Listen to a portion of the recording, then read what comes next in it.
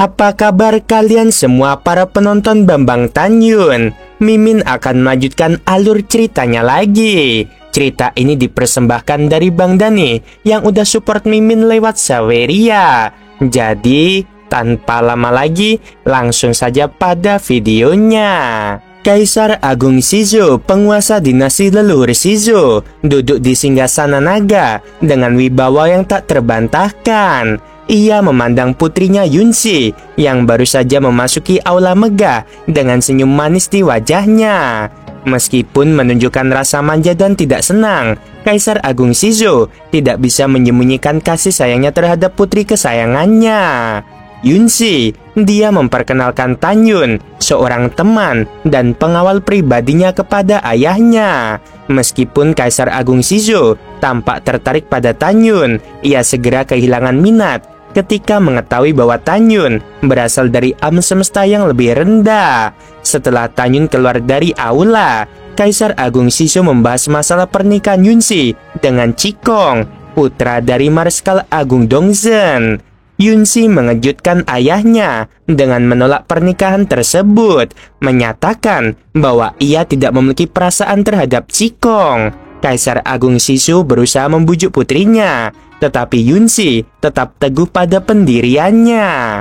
Akhirnya, Yunxi akan memberi Qikong kesempatan, tetapi pernikahan hanya akan terjadi jika Qikong dapat membuktikan dirinya sebagai yang terbaik di dunia dalam kompetisi yang akan diadakan setelah 30.000 tahun. Dengan kesepakatan ini, Yunxi berharap dapat memiliki kebebasan untuk memilih pasangan hidupnya sendiri. Sementara Kaisar Agung Shizou percaya bahwa Qikong pasti akan menjadi pemenang kompetisi tersebut. Namun, di balik kesepakatan ini, terdapat tanda tanya tentang masa depan Yunxi dan pilihannya dalam menentukan jalannya sendiri. Setelah memberikan penghormatan pada Kaisar, Yunxi dan Tanyun kembali ke rumah putri ketujuh ketika Yunyi, putri ketiga, tiba dan mulai memarahi pengurus rumah tangga Guanfeng dengan nada yang kasar dan arogan. Yunxi segera menghentikan perilaku Yunyi dan menegurnya dengan tegas. Namun, Yunyi malah menyerang Yunxi dengan sebuah tamparan, tetapi berhasil dihindari dan dibalas dengan tamparan di wajahnya yang membuatnya semakin marah. Tanyun kemudian turun tangan dan mengusir kedua pengawal elit Yunyi yang mencoba menyerangnya dengan tendangan yang kuat. Kedua pengawal itu menderita cedera parah pada kaki mereka. Yunyi marah dan mengancam akan membalas dendam kepada Yunxi dan Tanyun. Setelah Yunyi pergi dengan wajah yang memerah karena marah, Tanyun mengingatkan Yunxi bahwa Yunyi mungkin akan mencari bantuan dari saudaranya, yaitu putra mahkota dan pangeran kelima, untuk menimbulkan masalah bagi Yunxi. Oleh karena itu, Yunxi perlu waspada dan siap menghadapi kemungkinan ancaman yang akan datang. Kemudian Yunxi dan Tanyun berdiskusi tentang rencana pernikahan yang diatur oleh ayah Yunxi.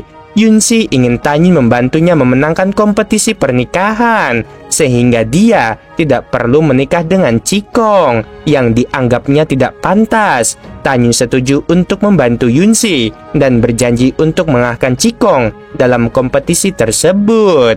Setelah itu, Yunxi memasak makanan untuk Tanyun sebagai ungkapan terima kasih. Namun masakan Yunxi ternyata tidak enak, tetapi Tanyun berusaha untuk tidak menyinggung perasaannya. Ketika pangeran kelima Yusan tiba di kediaman putri ketujuh, Yunxi curiga bahwa Yusan memiliki motif tersembunyi di balik kunjungannya. Yusan mengaku datang untuk meminta maaf atas nama adiknya, yaitu Yunyi, tetapi Yunxi tidak percaya sepenuhnya pada niatnya. Yunxi dan Tanyun berhadapan dengan pangeran kelima Yusan yang datang dengan motif tersembunyi. Yunsan ingin agar pengawalnya yang berbaju besi perak bertarung dengan Tanyun yang dianggapnya mudah dikalahkan. Namun Tanyun mengajukan syarat yang sangat tinggi, yaitu 51,2 miliar batu leluhur kelas atas untuk bertarung dengan pengawal berbaju besi perak tersebut.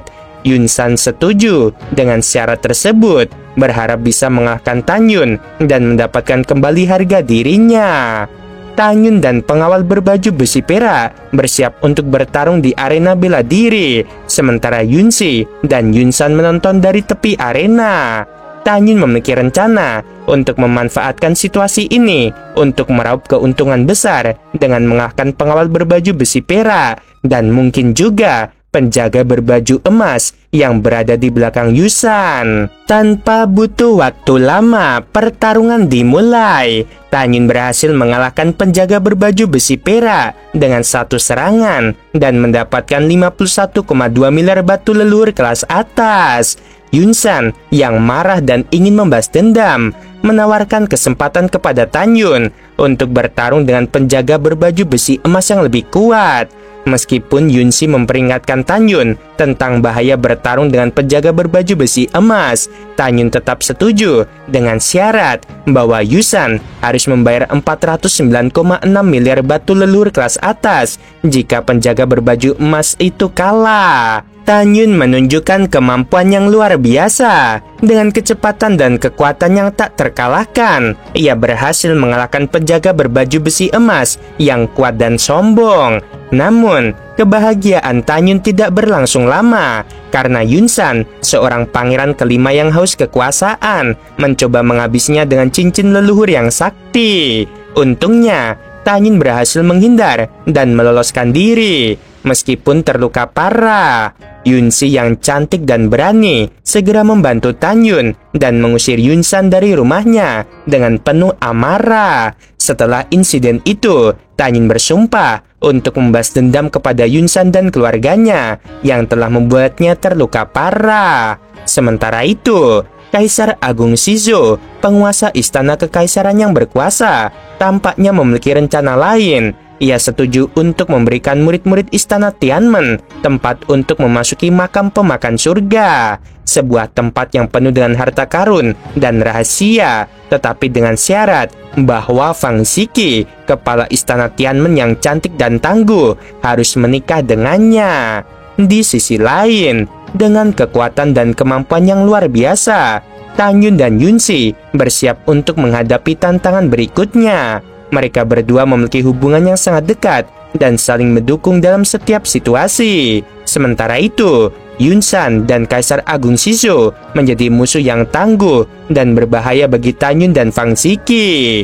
Dalam perjalanan mereka, Tanyun dan Yunsi menemukan bahwa kekuatan dan kemampuan mereka masih belum cukup untuk menghadapi musuh-musuh yang kuat. Mereka harus terus berlatih dan meningkatkan kemampuan mereka untuk dapat mengalahkan musuh-musuh mereka.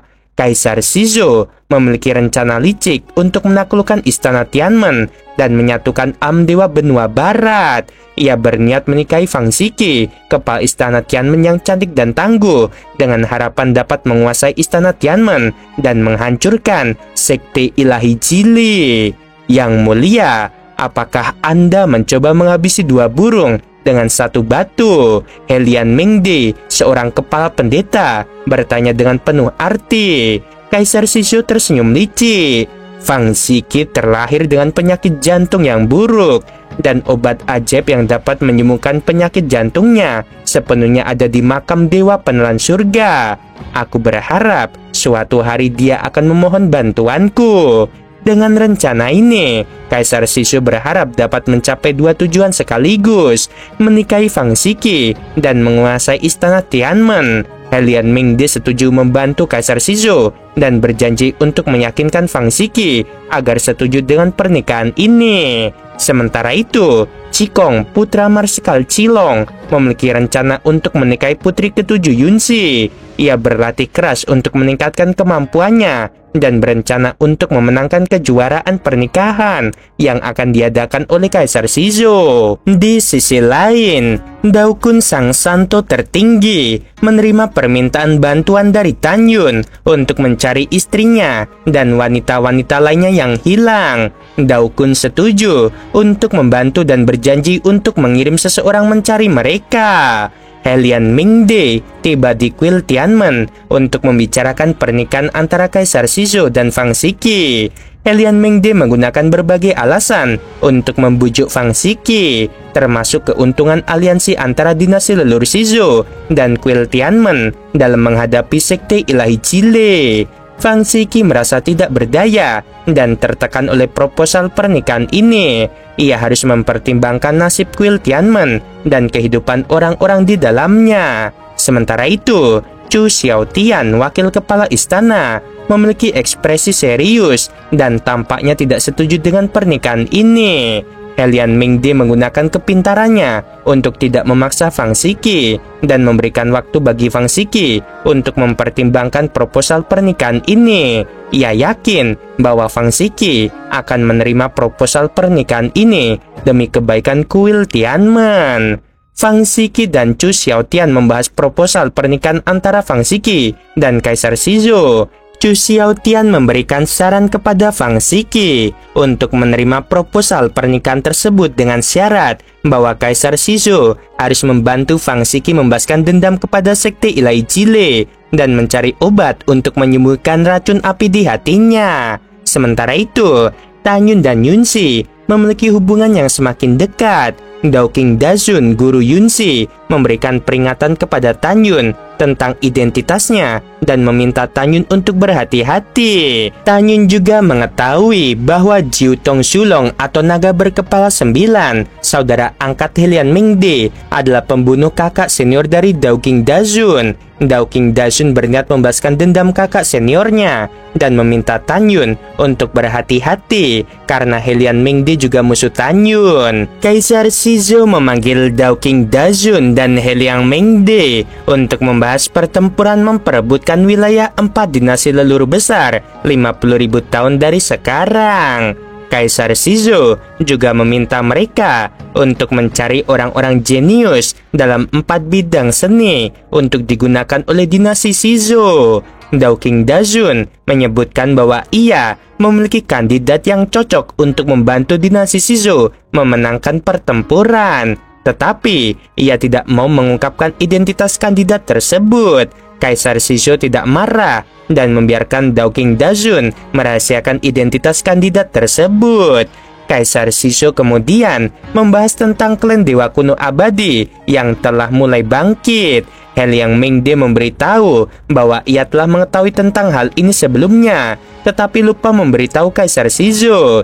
Kaisar Shizhou memutuskan untuk tetap netral dalam masalah ini dan tidak membiarkan sisa-sisa klan dewa kuno abadi bersembunyi di dinasti Shizhou. Daoqing Dazun penasaran tentang bagaimana ketiga kaisar lainnya mengetahui tentang klan dewa kuno abadi yang mengalami kebangkitan. Helian Mengde menjelaskan bahwa Huyanzang dan 3 kaisar lainnya telah memisahkan seutas kesengsaraan surgawi yang dialami klan dewa kuno abadi dan menggabungkan ke dalam otak mereka sendiri, sehingga mereka dapat mengetahui tentang kesengsaraan surgawi dari klan dewa kuno abadi.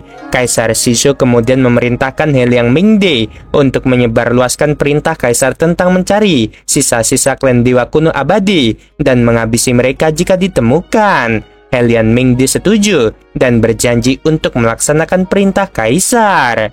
Sementara itu, Tan Yun masih berada di rumah putri ketujuh, berlatih dengan giat untuk meningkatkan kemampuan bertarungnya. Yunxi juga berlatih bersama Tan Yun, meskipun ia tidak terlalu serius tentang berlatih. Guan Feng memperhatikan perubahan Yunxi dan merasa bahwa Yunxi mungkin telah jatuh cinta pada Tan Yun. Guan Feng merasa gembira tentang hal ini dan berharap bahwa Yunxi akan menemukan kebahagiaannya dengan Tan Yun.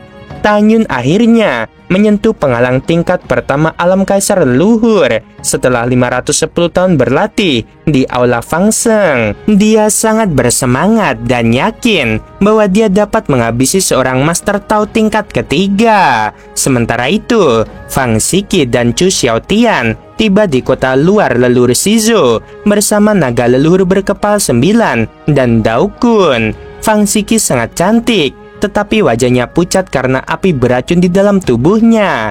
Kaisar Shizhou sangat hormat dan gembira ketika mengetahui bahwa Fang Xiki ada di istana. Kaisar Shizou mengadakan jamuan makan untuk Fang Xiki dan meminta dia untuk mempertimbangkan lamaran pernikahan yang dia ajukan. Fang Xiki tidak memberikan jawaban yang pasti, tetapi Kaisar Shizou masih berharap bahwa dia dapat menerima lamarannya. Sementara itu, Dao Kun meminta Helian Mingde untuk memperkenalkannya kepada Dao King Dazun, tetapi Helian Mingde mengatakan bahwa Dao King sombong dan angkuh. Dao Kun memutuskan untuk mencoba peruntungan dan mengunjungi Dao King Dazun di rumah putri ketujuh karena dia ingin bertemu dengan Tan Yun.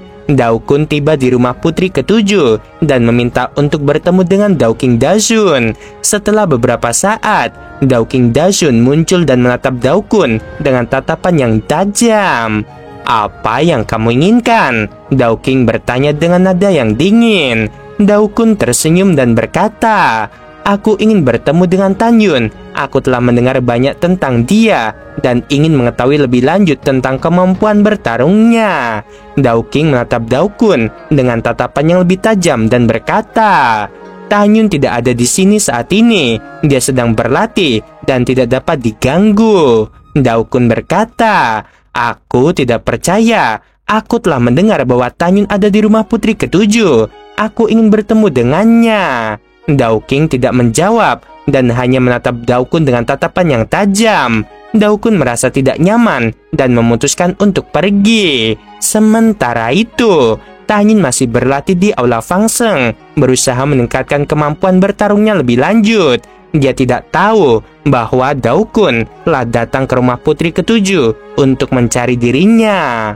Tan Yun telah memutuskan untuk memasuki makam pemakan surga untuk mencari rumput dewa yang murni dan membantu Fang Xiki. Dia yakin bahwa dia dapat menemukan rumput dewa yang murni dan membantu Fang Xiki keluar dari situasi sulit. Sementara itu, Fang Xiki tetap berada di istana kekaisaran, menunggu Kaisar Shizou mengirim orang untuk menemukan rumput ilahi yang murni di makam pemakan surga. Dia berharap bahwa dengan bantuan rumput dewa yang murni, dia dapat memulihkan kesehatannya dan keluar dari situasi sulit. Tan Yun juga memikirkan tentang perasaannya terhadap Xin Bingxuan. Setelah membaca surat yang dikirimkan oleh Dao Kun, dia merasa sedih dan memikirkan tentang bagaimana dia dapat membantu Xin Bingxuan dan menemukan istrinya yang hilang. Setelah Tan Yun memutuskan untuk memasuki makam pemakan surga, dia mulai mempersiapkan diri untuk menghadapi tantangan yang akan datang. Dia mempelajari tentang makam pemakan surga dan mencari informasi tentang rumput dewa yang murni. Sementara itu, Kaisar Shizou memerintahkan bawahannya untuk mempersiapkan makam pemakan surga dan memilih orang yang tepat untuk memasuki makam tersebut. Dia berharap bahwa orang yang dipilih dapat menemukan rumput dewa yang murni dan membantunya menikah dengan Fang Xiki. Tan Yun dan beberapa orang lainnya dipilih untuk memasuki makam pemakan surga. Mereka semua memiliki kemampuan yang luar biasa dan siap untuk menghadapi tantangan yang akan datang. Xiao Zhang, latihan di makam dewa penelan surga akan dimulai besok. Apakah kamu masih tidak ingin keluar?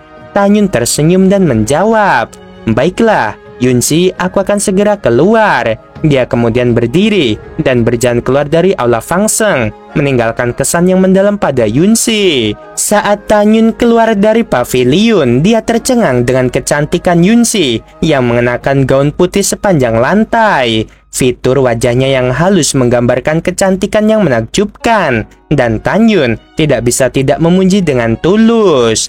"Aku tidak menyangka kamu akan begitu menawan saat mengenakan pakaian wanita.